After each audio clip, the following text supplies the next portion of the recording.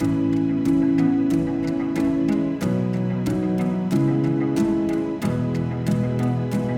back from the last video, I made a comment at the end of the video about not being committed to anything but my wife. But I need to re-emphasize that statement and say my obligation is only to my wife. I committed myself to many things, Yahuwah being my first commitment. Yahuwah became first in my life before everything. I have a commitment to my wife to support and to continue to grow and love her while being here on this earth.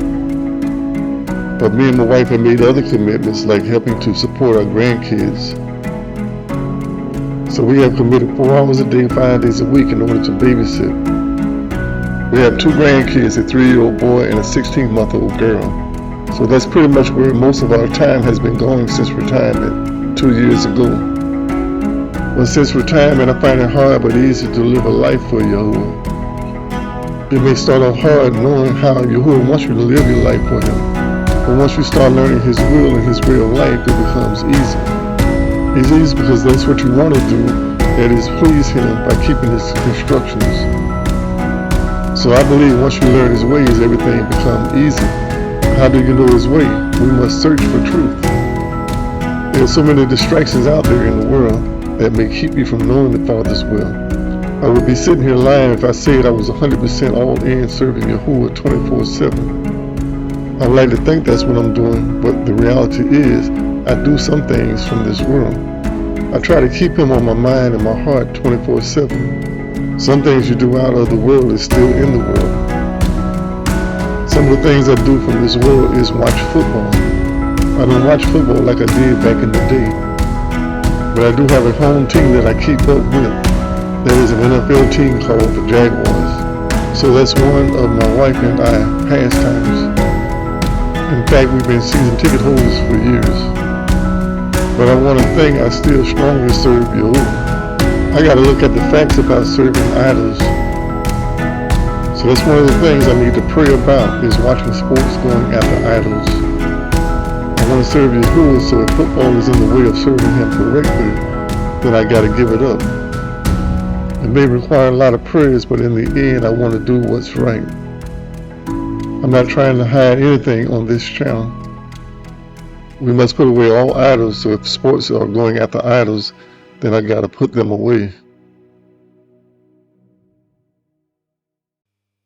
Coming up, I had a childhood friend. We were about 6 months between ages, but he was a lot more mature than I was during that time.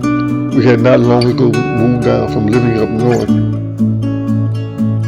I was about 9 years old, and I believe he had either already turned 10 or he wanted to be 10 years old already. I was playing in my backyard with a toy car or truck, something like that, when he introduced himself. So he said he was 10 and just got through smoking a cigarette on the side of the house. So he asked me what it was that I was doing, and I said playing with my Matchbox car.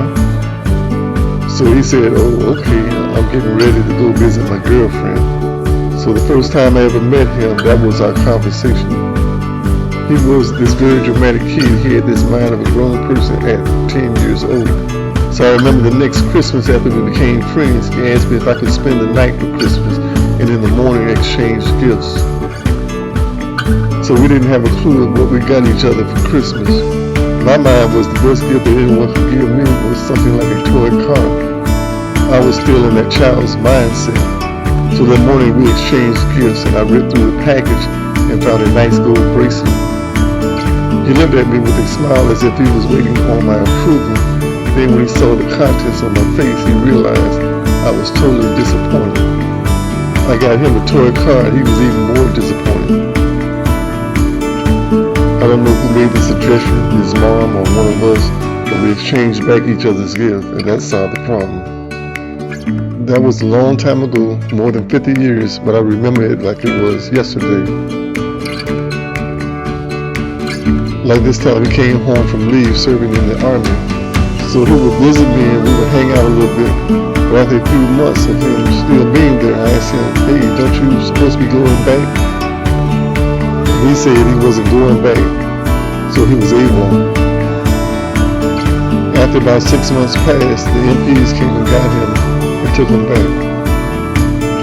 I Ironically, after I joined the Army and gone through school and training, we ended up on the same base. I had just arrived at Fort Bragg and he had about 2 weeks before we got out. I had already trained PFC before arriving at my regular duty station. But my friend there couldn't wait to get out, and I believe everybody on the base couldn't wait for him to get out. He had a problem with authority and didn't know how to take orders. Tehillim 36. Transgression speaks to the lawless with his heart. Fear of Elohim is not before his eyes. For he flatters himself in his own eyes to find his lawlessness to be hated. The words of his mouth are wickedness and deceit. He has ceased to be wise, to do good. He plots wickedness in his bed. He sets himself in a way that is not good. He does not despise evil. Yahuwah, your kindness is in the Samayim, and your integrity reaches the clouds. Your obedience is like the mighty mountains. Your directives are as a great deep. Yahuwah, you save man and beast.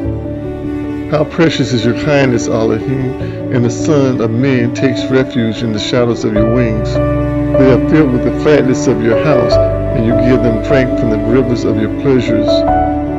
For with you is the fountain of life, and in your light we see light. Draw out your kindness in those who know you, and your obedience in the upright in heart. Let not the foot of pride come against me, and the hand of the lawless drive me away. There the workers of wickedness have fallen, and they have been overthrown, and have been unable to rise. I believe we're in a culture that everyone wants to be a leader in most cases. I don't know if I wanted to put that on myself. I always wanted to carry this attitude that I don't want to lead, or I don't want anyone trying to lead me as well. But I can say to those wanting to lead, before you lead, you must learn how to follow. Just make sure those you follow know how to lead. We are in an era that people have a self-want. They design their own lifestyle so that it fits their needs. So they become worshipers of themselves. They mold this image of themselves that they desire others to follow.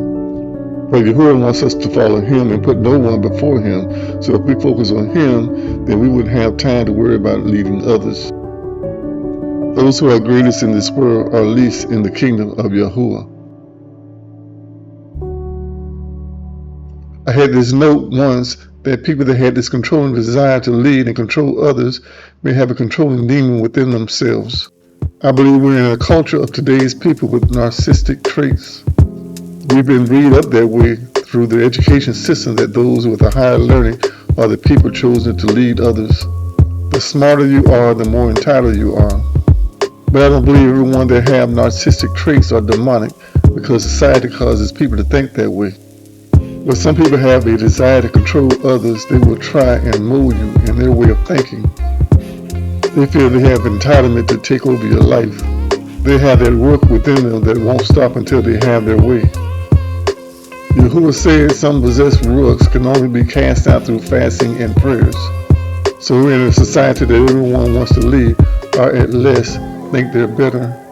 I believe that's because we're living in the matrix under the fourth beast system. But this is my personal observation on how I see the world. A lot of people in the world today have a mind control trait that they want others to follow.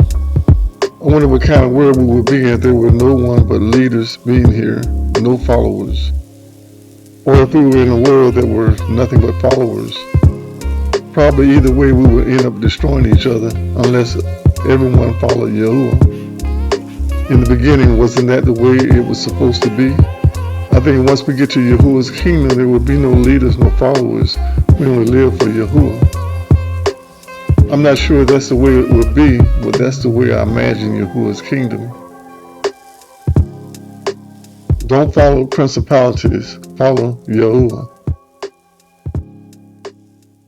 I had mentioned from the last video about having a dream of being attacked in the back of the shoulder like a strike from a viper. And after reviewing the dream, I felt like there was an attempt to bite, but there was no penetration in the bite. I meditated this thought in my mind of the dream, and whatever it was that was trying to strike seemed to be struggling with the bite. It was like I had on some type of armor that kept it from having penetration. I remember a couple of years ago when these dreams first occurred. I remember waking up with pain in my shoulder in one of the dreams. But the last few dreams, from what I can remember, there seemed to be a struggle. So now I'm wondering in the dream if I'm being protected by armor that Yahuwah has provided for me. That's what I'm thinking. I know there was an attack attempted, but there was no damage received due to the protection of Yahuwah. Praise go to the Most High Yahuwah. Yahuwah literally got my back. Ephesians 6. Children, obey your parents in the Adonai, for this is right. Respect your father and mother, which is the first command, with promise, in order that it might be well with you and you might live long on the earth. And you, fathers, do not provoke your children, but bring them up in the instructions and the admonitions of Adonai. Servants, obey your Adonai according to the flesh, with fear and trembling and sincerity of heart, as of Mashiach. Not with eye service as men pleasers, but as servants of Mashiach, doing the desires of Yahuwah from the inner self, rendering service with pleasures as to Adonai and not to men, knowing that whatever good anyone does, he shall receive the same from the Adonai, whether he is slave or free. And Adonai, do the same to them, refrain from threatening, knowing that your own Adonai also is in the Shamayim, and there is no partiality with him. For the rest, my brothers, be strong in the Adonai and in the mightiness of the strength. Put on the complete armor of Yahuwah for you to have the power to stand against the schemes of the devil. Because we do not wrestle against flesh and blood, but against principalities, against authorities, against the world rulers of the darkness of this age, against the Ruach-like entities of wickedness in the heavenlies. Because of this, take up the complete armor of Yahuwah, so that you have power to withstand in the wicked young, and having done all, to stand. Stand then, having girded your waist with truth, and having put on the breastplate of obedience, and having fitted your feet with the preparations of the bestowal of peace. Above all, having taken up the shields of belief, with which you shall have the power to quench all of the burning arrows of the wicked one. Take also the helmet of deliverance and the sword of the Ruach, which is the word of Yahuwah. So the world is getting ready for Easter, another pagan day that people submit their lives to. I believe at this point a lot of people have heard about the falsehood of Easter and without hesitation continue to recognize that day. So at this point you can only come to the conclusions that people want to accept that day. I say like a deer that is in the road and sees a car with headlights coming straight towards it, but it doesn't sense the danger and do not seek for safety. It's like the light is so bright it draws the deer towards it, but the vehicle carrying the light has the power that can destroy the deer. The deer doesn't realize it until it's too late. I remember the time during Easter while coming up as a kid. There was nothing pagan about Easter. In fact, I'd never heard of Easter having anything to do with falsehood. That was a fun time of year, even though we didn't know the true meaning as a kid. My mother was really into Easter. Every year she would buy all of her kids new outfits for Easter. My brother and I would always get a new suit, and my two sisters would always get an Easter dress. The girls would always go to the hair salon to get their candy curls, and me and my brother would get a special haircut. My sisters had these flowery pink and white dresses with laces and white patent leather shoes. Other than Christmas, Easter was the event of the year in my family. One of the items my two sisters received every year without fail was an Easter basket. My parents spent a lot of money for that one day. There was Easter candy in the form of Easter bunnies and chocolate eggs. The whole day was infested with Easter. We weren't really giving tribute to the resurrections that you hear some churches now claiming to be the real reason for the season. And from all that, the main event was the Easter egg hunt. To make all of that happen, you had to stay up the night before to make Easter eggs.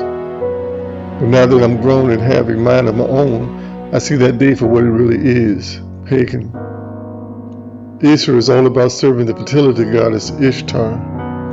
Easter was a replacement day for the Passover. Like many falsehoods going on around the world, Easter too is one of the pagan days instituted by the fourth beast system. It's told that the Anglo-Saxons' origins contribute towards Easter, but I believe the Roman Catholic Church had a lot of influence. Like all of the holidays, they mix pagan and Yahuwah's children together. If you go back to the real meaning of the name J-E-S-U-S, Sus meaning pig, you can see how all of this is tied together. It's hard for anyone to find their way to truth with all these distractions. Yirmiyahu 7:8-18. See, you are trusting in the malicious words which do not profit, stealing, murdering, committing adulteries, and swearing falsely, and burning incense to Baal, and walking after other mighty ones you have not known. And you came and stood before me in this house which is called by my name, and said, we have been delivered in order to do all these abominations. Has this house in which is called by my name become a den of robbers in your eyes? Look, even I myself have seen it, says Yahuwah. Go now to my place at Shiloh, where I set my name at the first, and see what I did to it because of the evil of my people Yisrael. And now because you have done all of these works, says Yahuwah, and I have spoke to you, rising up early and speaking, but you did not hear, and I called you, but you did not answer. I shall also do to this house which is called by my name, in which you trust, and to this place which I gave to you and your fathers, as I did to Shiloh. And I shall cast out all of your brothers, all the seeds of Ephraim. And you do not pray for this people, nor lift up a cry or prayer for them, nor make intercessions to me, for I do not hear you. Do you not see what they are doing in the cities of Yehuda and in the streets of Jerusalem? The children are gathering the wood, the fathers are lighting the fire, the women are kneading the dough to make cakes for the queen of the Shamayim, and to pour out drink offerings to other mighty ones to provoke me. Yirmiyahu 7:19. Is it me that they are provoking, says Yahuwah? Is it not themselves, to the shame of their own face? So the way I see all these pagan holidays is that they are all tied to Baal worship. Baal worship, along with all the other false worships, tie in as a part of the fourth beast system. But all these holidays are tied to making money.